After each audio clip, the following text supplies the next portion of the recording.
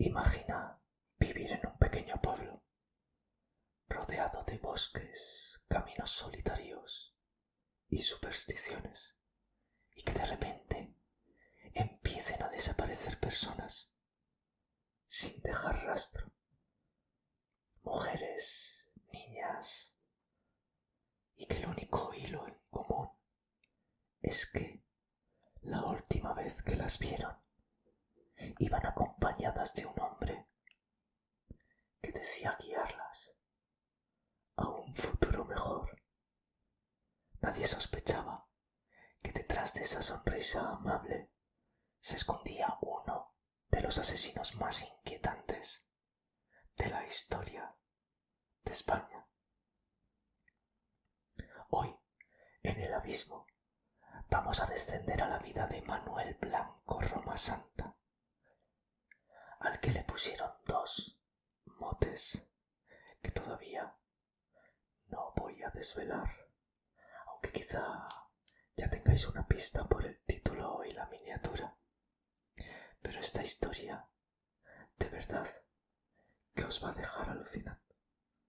Es uno de esos casos donde el crimen, la superstición y el terror se mezclan hasta que ya no sabes dónde acaba la realidad y empieza la leyenda. Vamos primero a situarnos, porque de verdad os digo que su historia es extraña. Desde el primer momento en que nació, parece incluso algo inventado, pero está registrado y es 100% real. Manuel Blanco Roma Santa nació el 18 de noviembre de 1809 en la aldea de Regueiro, en Orense. Aquí es donde su historia ya empieza a volverse rara, oscura, complicada. En su partida de nacimiento, ojo al dato, figura como niña y le llamaron Manuela. Fue bautizado y vivió como Manuela hasta que cumplió los 8 años. Parece ser que tenía unas facciones tan suaves, tan bonitas, y que sus partes eran tan diminutas que lo confundieron con las partes de una niña. Y hasta que cumplió los 8 años no se pudo confirmar biológicamente que era hombre y se registró como Manuel. Quizás ya vieron que no le empezaban a salir pechos. Quizá incluso le empezó a salir algo de vello en la cara. Y ya fue cuando dijeron, cuidado, aquí algo pasa. Esto era muy extraño en la época, pero... Así que imaginad la marginalización con la que debió vivir en la Galicia rural del siglo XIX. Eso ya de por sí tiene que marcar. Desde pequeño aprendió a leer y escribir, que era una cosa nada común en aquel entorno rural. Allí los hombres eran rudos, trabajaban en el campo, y entonces una persona tan chiquitita como él, medía como 1,50 m más o menos, con una cara tan suave, tan bonita, era muy extraño en aquel entonces. Pero bueno, él era tranquilo, era reservado, era educado, de esos que no llaman la atención. Durante una temporada se ganó la vida como sastre y como vendedor ambulante. O sea que sabía leer, escribir e incluso trabajar de sastre. ¡Ojo! Y la gente confiaba en él. Y esa es la clave. Su apariencia de hombre bueno fue lo que le permitió actuar sin despertar sospechas durante años. En 1834 se casó, pero poco después quedó viudo, y a partir de ahí es cuando su vida empezó a torcerse. Dejó el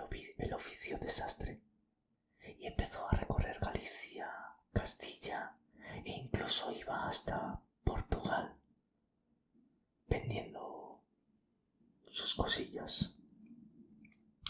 Y según se descubrió después, vendía algo mucho más oscuro y aterrador.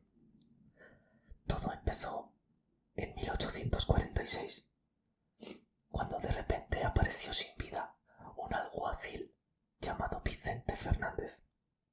Se cree que Roma Santa, en una discusión que tuvieron, pudo haber acabado con su vida, aunque él siempre lo negó. Y para evitar la cárcel, huyó a Portugal, aunque ya hemos dicho que también viajaba mucho ahí para vender sus cositas. En ese momento, su nombre ya empezó a mezclarse con desapariciones. Y aquí es donde entramos en lo más perturbador. Entre 1847 y 1852, varias mujeres y niños desaparecieron tras ponerse bajo su supuesta protección. Él les decía que tenía un amigo en Castilla, un amigo en no sé dónde, y que tenía tierras y les iba a prometer una vida mejor trabajando para ellos. Algunas familias incluso les pagaron para que las guiara. Pero estas personas nunca llegaron a su destino. La primera víctima que se pudo vincular realmente con él fue Manuela García, una vecina de Rebordechao, de 47 años y separada. La engatusó diciéndole eso, que conocía a un señor en una finca y que iba a trabajar para él y que iba a ganar mucho dinero. Y ella, como tenía un hijo y era separada, aceptó. Quizá no le quedase otra. Y él, como sabía escribir, ojo al dato, se mandaba cartas a él mismo, haciéndose pasar por esas mujeres, en las que decía: qué bien estoy aquí, muchas gracias por haberme ayudado. Y así la gente, o incluso la familia, si es que la tenían, se quedaban más tranquilos. Era muy listo el tío. Pero la verdad es que Manuela nunca llegó a su destino y nunca volvió. Después desaparecieron Benita García y su hija Josefa, también acompañadas por Roma Santa, y luego Antonia, y María, y Francisca, y Manuela, y muchas de ellas con sus hijos o hijas. Un patrón que empezaba a repetirse demasiado. Pero lo que realmente destapó el horror no fueron los cuerpos, sino los rumores. Rumores de que Roma Santa vendía jabón hecho con grasa humana. Sí, habéis oído bien. Antes parece ser que la grasa humana era muy apreciada. Pero no se acababa con la vida de las personas para hacerlo, sino que se les quitaba a los cadáveres y era muy apreciada como ungüento. Decían que podía tener poderes y tal. Y de aquí es de donde le viene uno de sus primeros motes: el sacamantecas. Sacamantecas, porque se decía que acababa con sus víctimas para sacarles la manteca y hacer jabón y ungüentos con ella. Y se decía que iba a Portugal porque allí pagaban muy bien por este producto.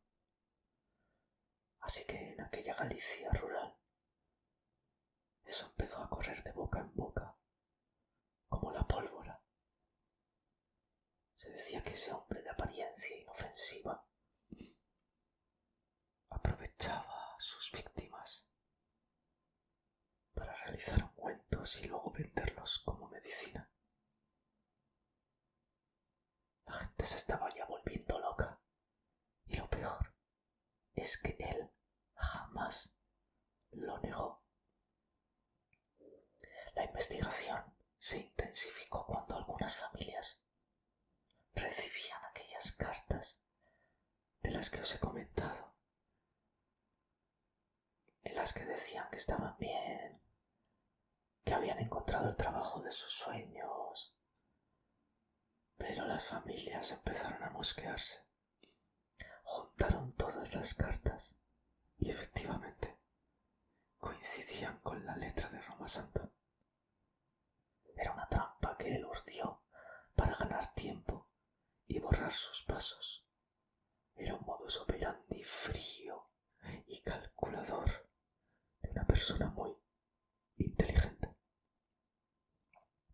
De repente, en 1852, lo detuvieron en Nombela, Toledo.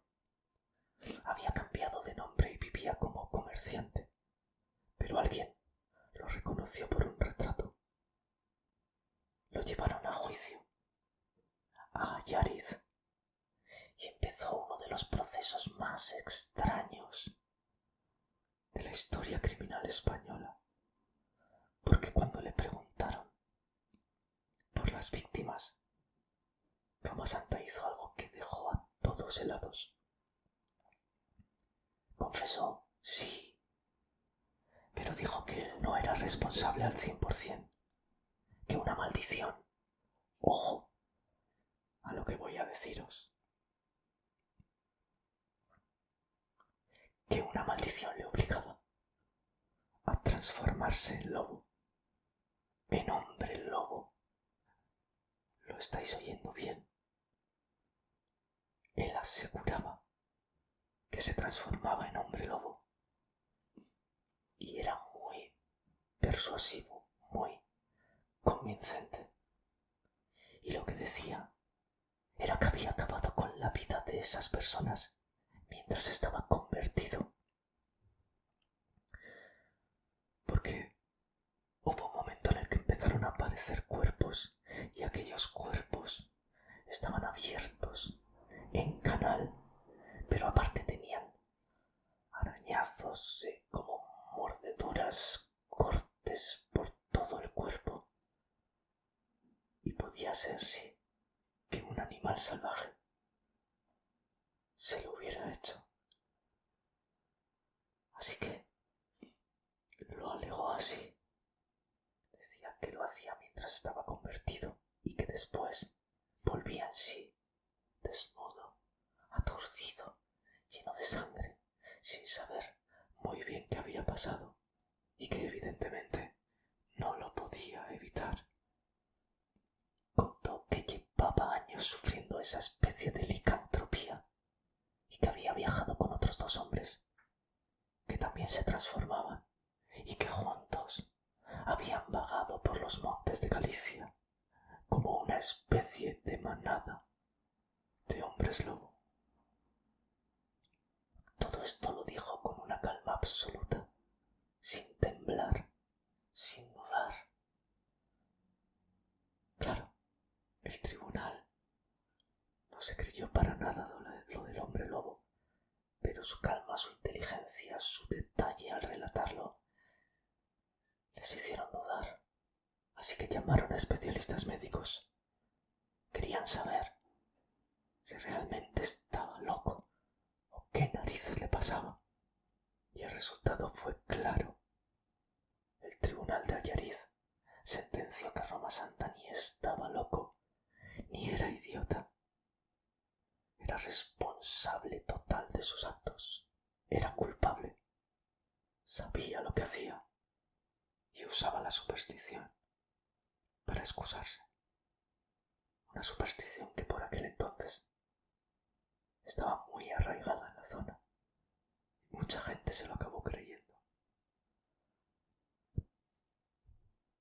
Finalmente lo condenaron por 9 asesinatos probados, aunque se sospecha que fueron bastante más. La sentencia: pena de muerte por garrote vil. Pero aquí viene otro giro raro de la situación. Cuando ya estaba todo listo para ejecutarlo, una carta firmada por la reina Isabel II llegó al tribunal, le conmutaba la pena y cambiaba la ejecución por cadena perpetua. ¿Qué había pasado? Pues la excusa era que querían seguir estudiando su caso clínico, su licantropía. ¿Y por qué este cambio? Porque de repente entre su abogado que le defendía y un hipnólogo francés que seguía el caso desde Europa intervinieron directamente. Envió una carta a la reina para que le permitiera hipnotizar a Roma Santa antes de morir, argumentando que podía curarle la licantropía o disipar del todo la duda científica.